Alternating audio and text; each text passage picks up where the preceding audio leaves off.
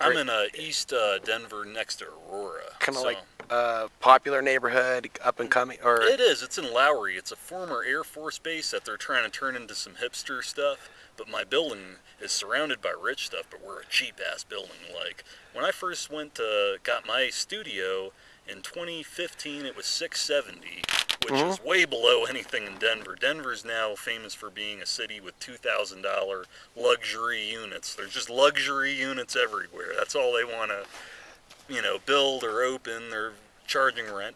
Now, for my same studio in a bedbug, cockroach, nasty, disgusting building, that's still not bad.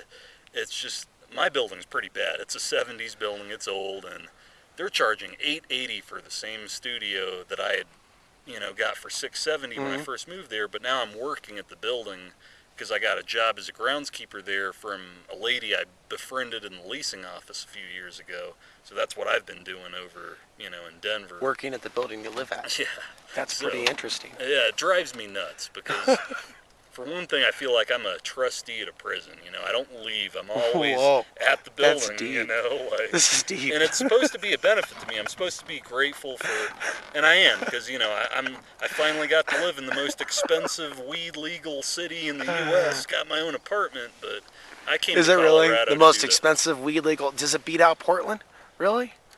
Wow. No, it doesn't. Portland's more expensive. Portland beats out Denver. The chick friend I went to go visit in Portland, and oh my God, dude, she changed after moving to Portland. Okay. Oh wow, we're in a whole new segment.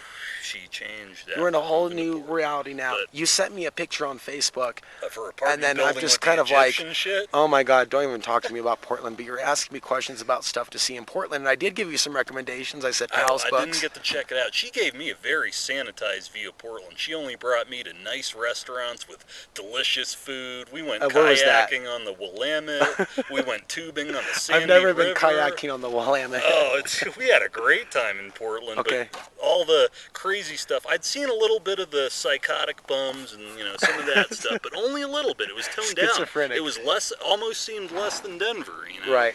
But it almost seemed less than Denver. What are you? What are you trying to say?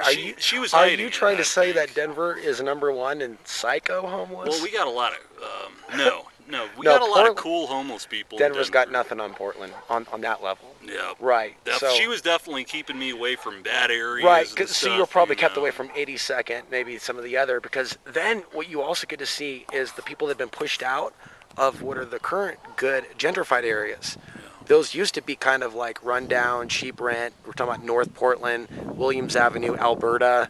If you went over to the north side or Williams Avenue. Where she lived, because I'm kind of bad on remembering where her shit was at, but she moved to Portland.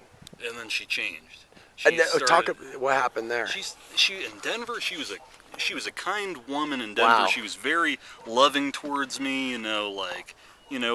Yeah, we had kind of a thing going on. But when I came to Portland, she was only interested in friendship, and I was cool with that. But she was stuck up. She was very defensive of where she was at. The narcissism, ego. Yeah. Something happened that kind of went. Now she's a princess. Yeah. Okay. All of a sudden, she's kind of making comments on me like, "Oh, you look like such an out of towner." Like she was kind of ashamed to be seen with me almost because she was trying to fit into her new spot. Such a square. You in that shirt, you're such a square. Oh man, I mean, she was still cool, but even what was weird, the weirdest thing, her cat turned on me. Her cat was a nice cat in Denver who, let me pet him, was a cuddly cat. Then here in Portland, he was clawing at me and attacking me. Yeah, this is just a general comment. As far as your appearance, you blend into Portland. I mean, you don't look like an outsider. That sounds like an off-the-wall comment. She said that because I wore a Denver Nuggets T-shirt that I got from the thrift store,